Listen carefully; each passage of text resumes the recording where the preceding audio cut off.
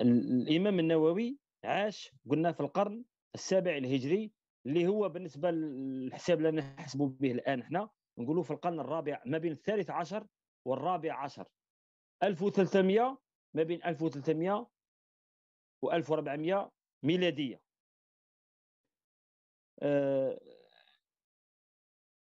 عاش في الآن البلاد يسموها سوريا، في ذاك الوقت ما كانش يسموها سوريا، ولكن كاع هذيك البلاد يسموها الشام.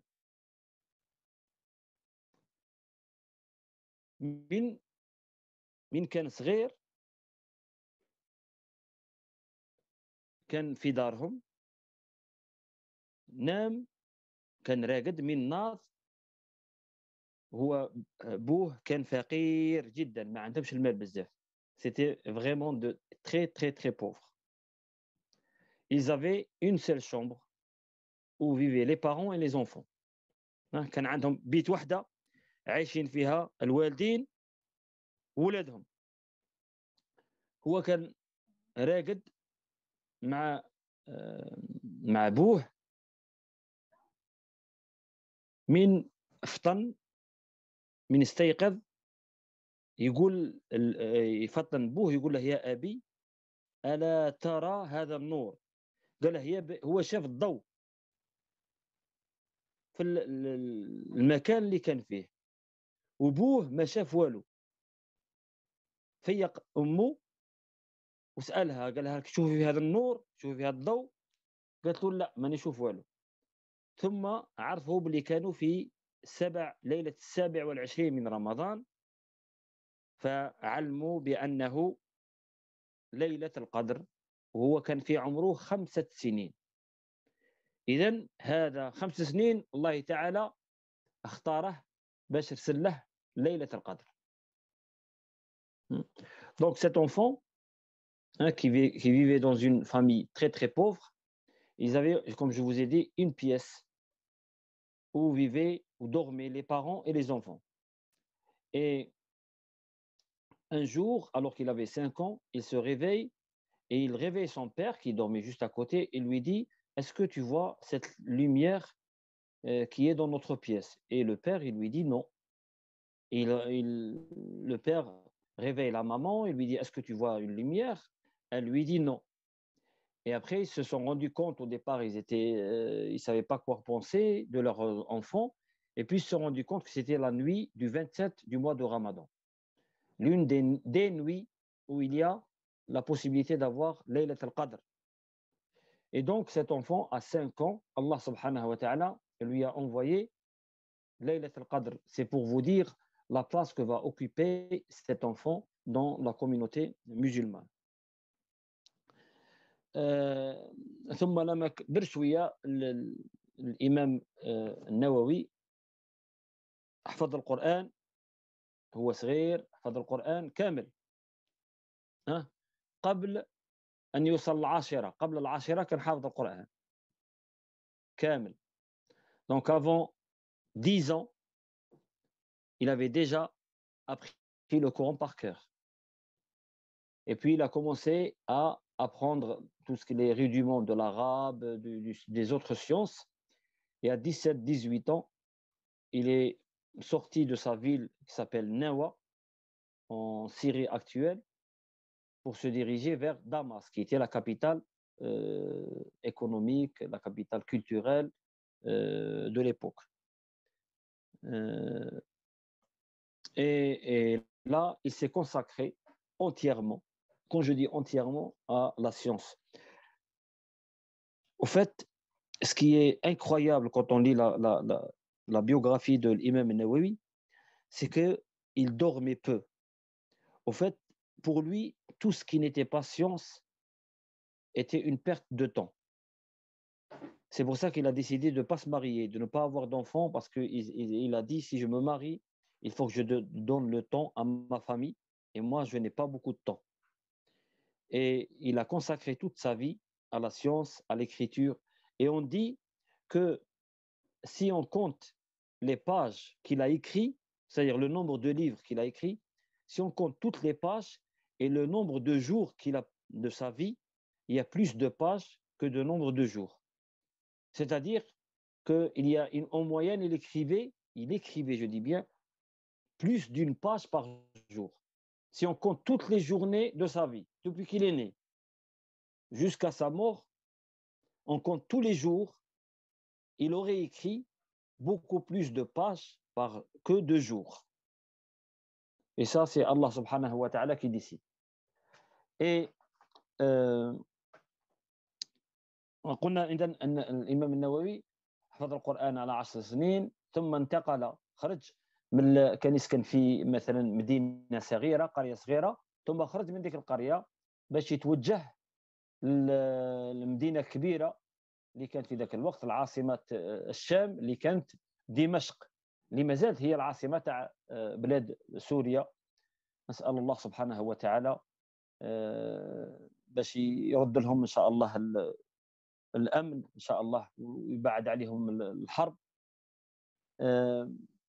وثم كي وصل لدمشق أعطاه كل حياته كل وقته أعطاه الله سبحانه وتعالى. كل الوقت تاعو أعطاه للعلم باش يتعلم ويعلم الناس. عليها ما تزوجش، قال خاطركم نتزوج إلى نعطي وقت للأهل تاعي للزوجة تاعي للأولاد، وهو ما كاش باغي يضيع الوقت.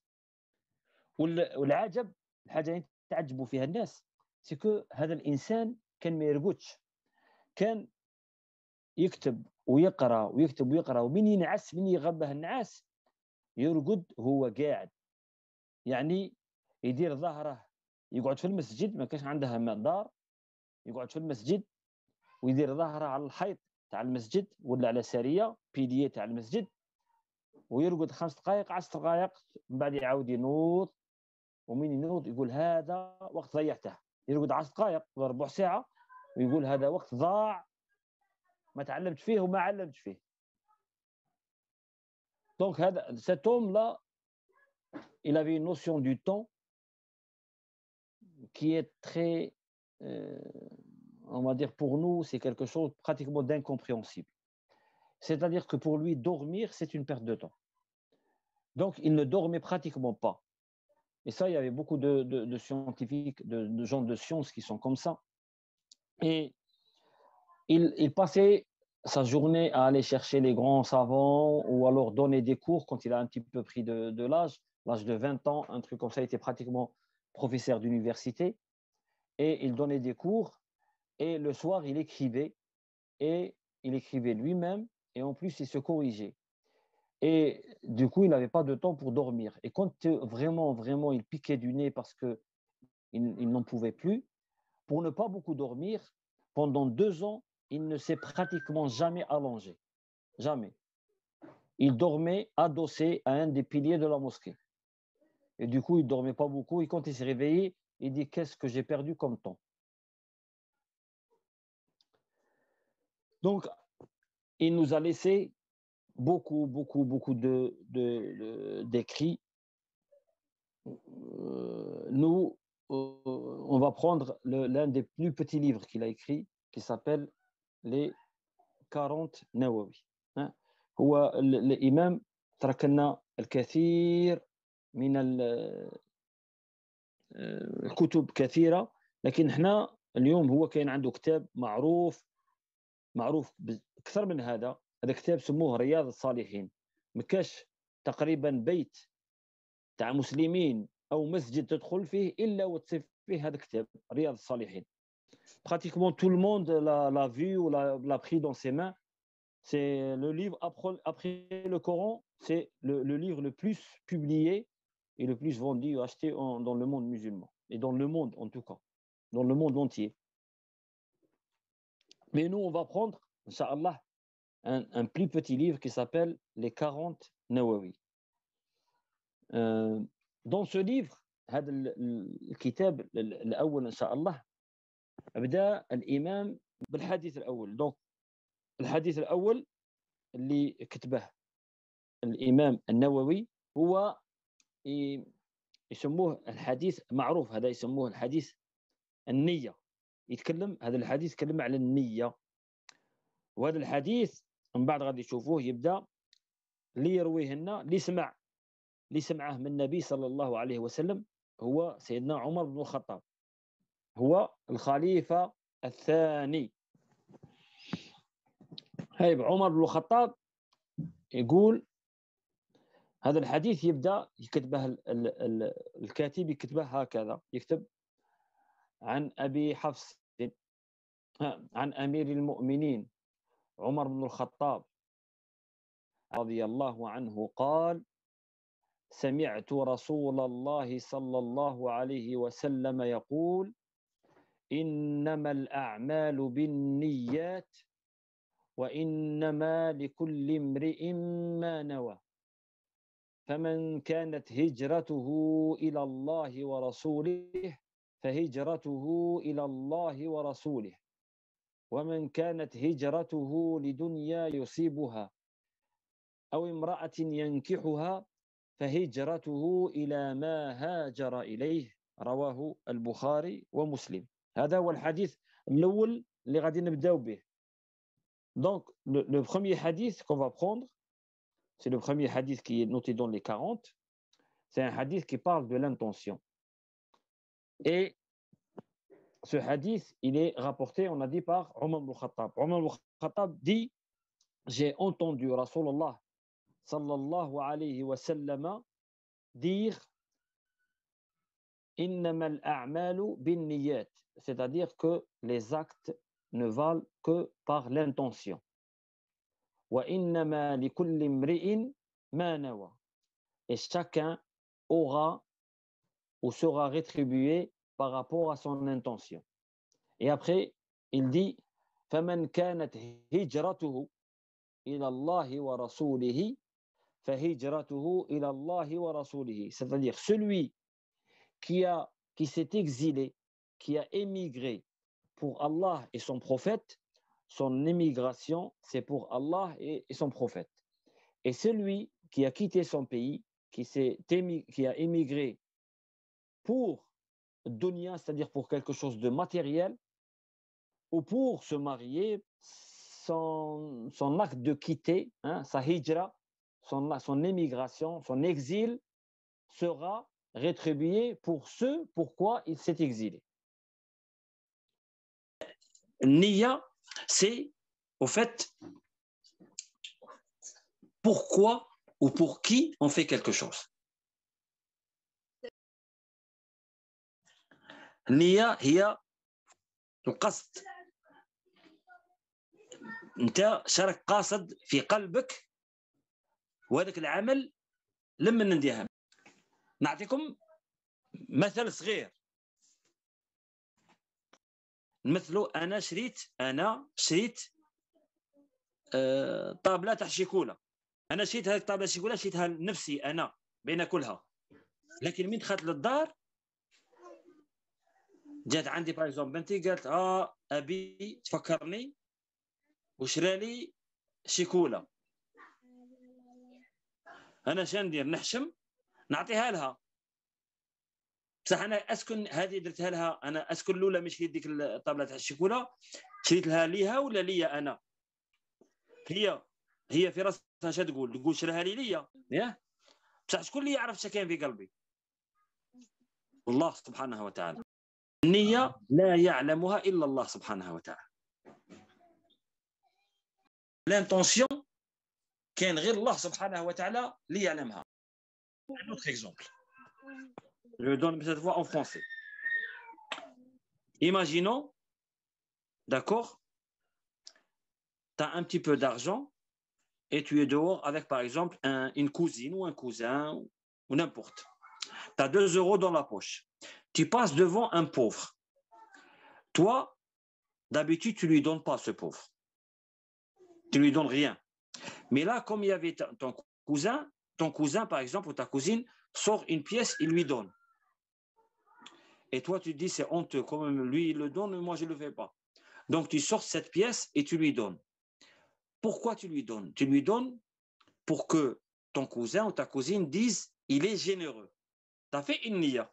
Mais cette niya n'était pas pour Allah subhanahu wa ta'ala. Niya, c'est la décision de faire quelque chose. Quand tu as décidé de donner cet argent, tu as décidé de quoi? De faire plaisir ou de te montrer à l'autre.